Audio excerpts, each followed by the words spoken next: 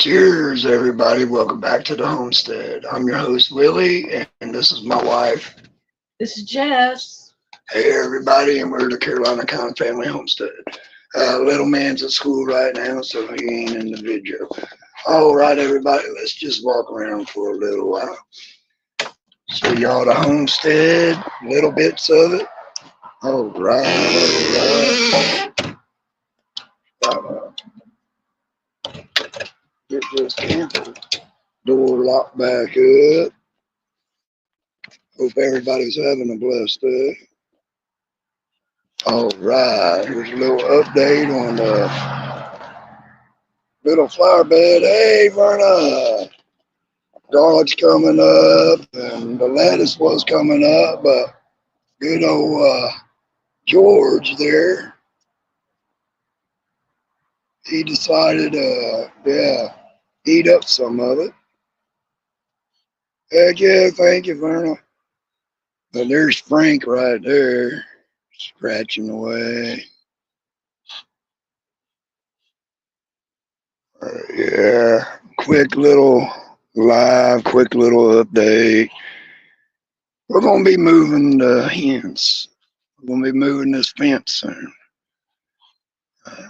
25 by 50 is going to go back in the back here because we're going to be extending the hogs through the woods. I've been cutting trails yesterday and all that. Sorry about the road traffic. One thing I noticed, you probably see it, big old red bush over there. What is it? I was wondering what it was myself. Well, I was cutting vines out here yesterday, briars, and I come across this bush. I was like, "What in the world is that?" It's some sort of blueberry. That's what Google Images said about these briars. I'm still trying to get out. It's some sort of blueberry bush that was just right there in the woods. But as some of y'all know, used to be a house over there in the woods, a house where the camper is, and two in the woods that way before the floods back in the day.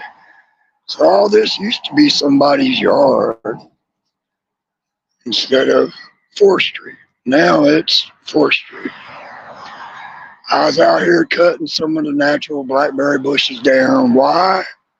Because I got some that I'm going to be planting, and I don't want the wild ones to end up giving them some sort of blight. I got more cut down too. Cool, always good to find what fruit is already gone. Yes, ma'am. There's persimmons growing out here on the other side. There's a few in there, but the woods is loaded with black walnut trees and pecan trees. But all these briars got to go down. That's what I've been working on. As y'all can see, I was clearing through here, and it's dangerous out here. It's not just a walk in the woods and it'd be okay. Everybody thinks walking in the woods is safe. It's not really safe. Because look up, I got so much dead man. And you know how? Bam! One fell down right here in the walkway. This was see that? Damn road trash. That is, whoa, pretty deep. Imagine if I was walking and that limb came down. But yeah, I was out here trying to clear up some of it, and I got a lot to do because them briars go all the way through here.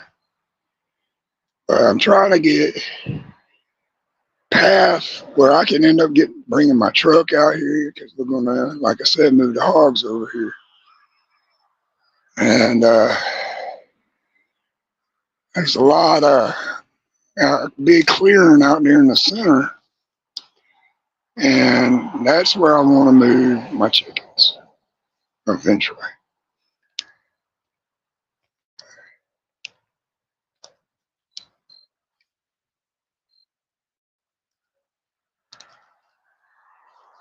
Yeah, yeah. There's all kinds of hazards out here, Verna. We have copperheads where I live and cottonmouths, and they are everywhere. But I own all that over there, and we're about to buy 2 more acres. Hopefully, the guy gets back with us. But there's 2 acres that connects here, and part of it is that clearing there. There used to be an old house there facing that road. We own all of this from towards that big tree on way back to the creek, then that way. And slowly but surely, we're going to get this right. But have y'all ever seen lines that thick? Say, this has been up here in them trees forever. Snakes, ticks, oh yeah. Yeah, real dangerous. But we got all sorts of stuff out here we're trying to clean up. And I'll be out here with the chainsaw later. So I'm walking out here to figure out where I want to start first. Because last night I seen an albino raccoon out at the creek. And I'd like to set my trail cam up out here, see if I can catch it. But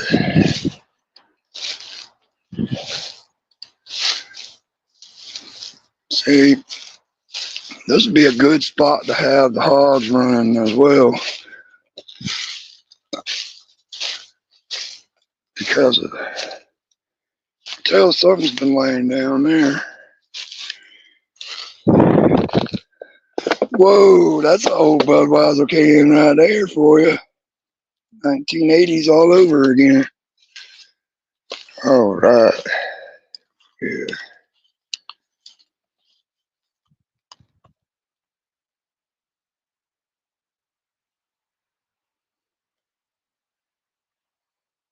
I need to set me some crawfish traps out here. And all this briar has got to go. All of it. So I got to cut all the briar to try to keep the oak and cypress, junipers, and pines. It's the only wood I want out here. The sycamore right there is dead. Where it splits dead on one side and it's alive on the other. That's a dangerous tree right there.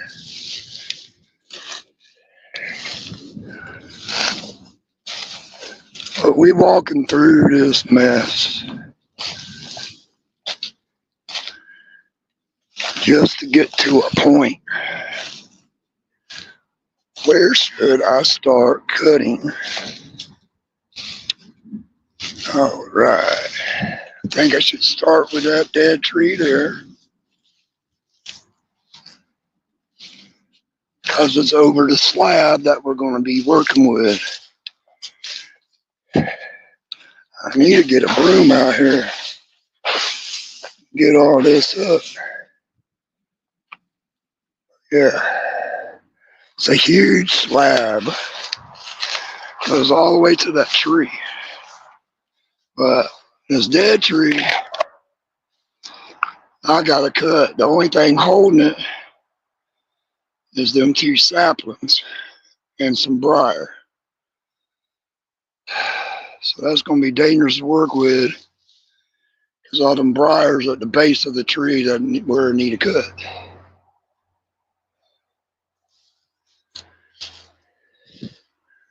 All this wood here has got to come out of here or just burn it where it sits.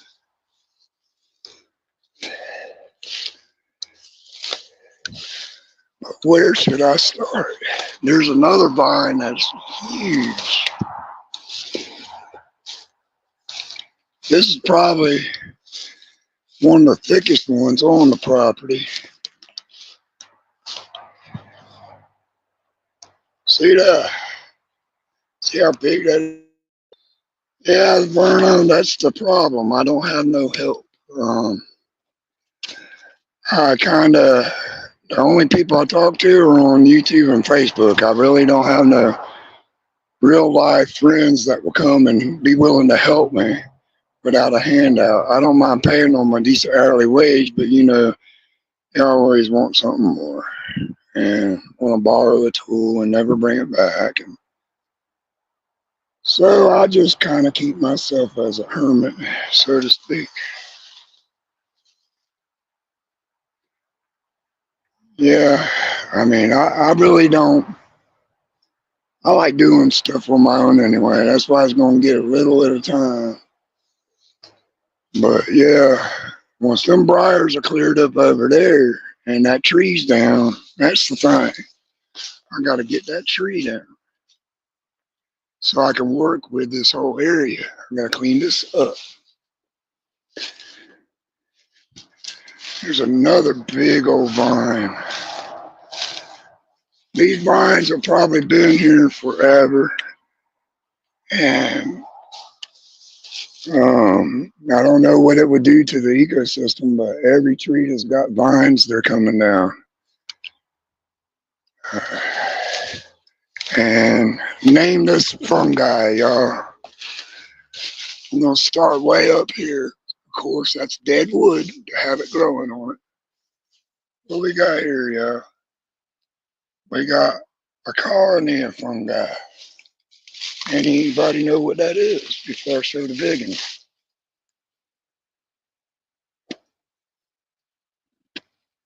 There you go. Look at that. That's food right there. My pigs will love that.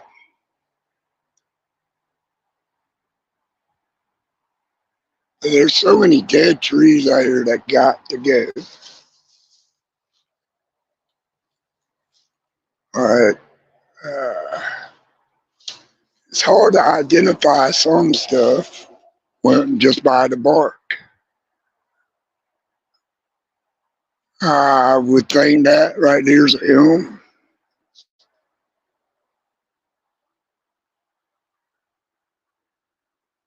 Yeah, they could be poison oak, probably. There ain't no greenery on them though. It's just going straight up into the trees. But yeah, I got a lot of oak out here, which is another reason why I want to have my pigs out here. Is because the acorns they drop, that's free food for my animals, which will cut my cost drastically. You know, I mean, you can't really see because of all the leaves, but if you rake around, there's a good, around every oak tree, you'll find a good 20, 30 pounds of acorns if you rake them up in a pile, and that ain't that hard. This here is still solid. This fell in June from up there. It snapped. We were out here walking when we first got the property, and it just snapped and went down.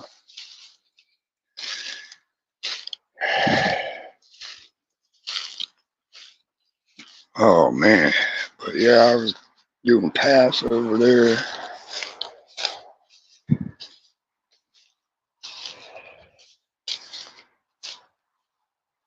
A lot of dead wood. That one's coming down. I'm going to make it easy on me.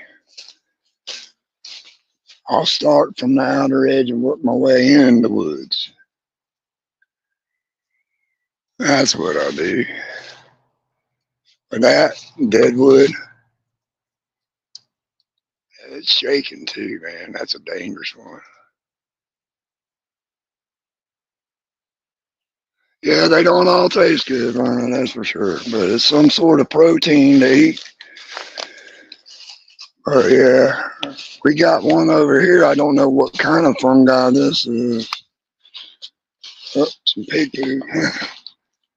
I don't know what kind of fungi this is. It's similar to the other. It shows up on trees that are rotten.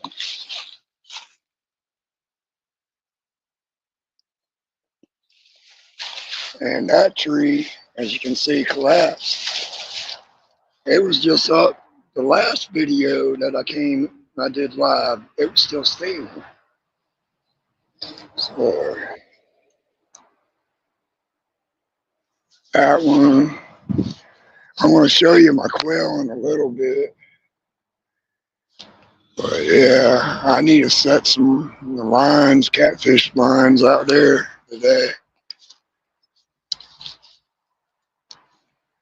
10-inch chick. Yeah, it could be. It looks like it. I found some witch's jelly, as they call it, the other day. It's edible, but you need a ton of it to get any nutrients out of it. And y'all might be wondering, why am I staring at pig poop right now? I'm checking to make sure their ivermectin worked. There are no worms, so my piggies are good. She's going to get the rod to the head very soon. That one right there. Because she keeps fighting my mule foot's ordeal. Stop it, y'all. Stop it. There's plenty of sweet potatoes for all y'all. They are greedy, you know. They're just doing what pigs do. They're piggy. They're being pigs.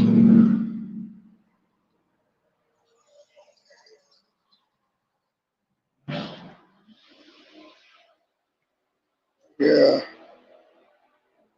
he got in the way. I'm going to grow that boar out. And we're going to have some boar jerky.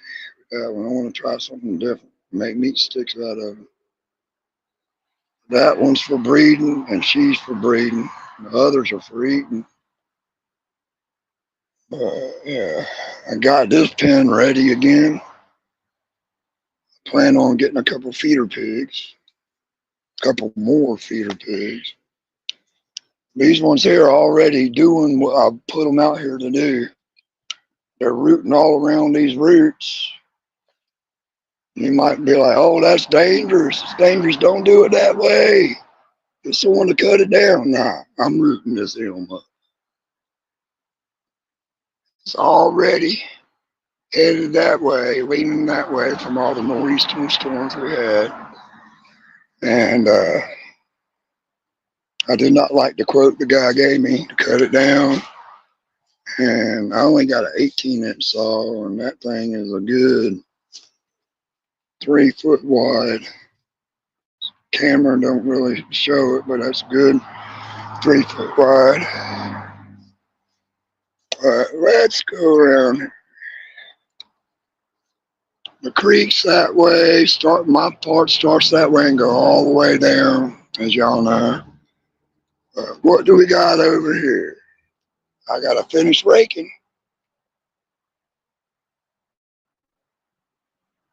Yeah, gonna eat the rest, that's for sure. But this right here is my compost heap. It's got pig poop. It's got chicken poop, duck poop, quail poop. Yeah, I do need a portable lumber mill. I got a Alaskan chainsaw mill ordered for mine, and it's on back order. It won't be here until March, so I might order a cheaper one to use just until then. Put that down. That tool right there is a must-have. Let you know that wire's hot or not. All right.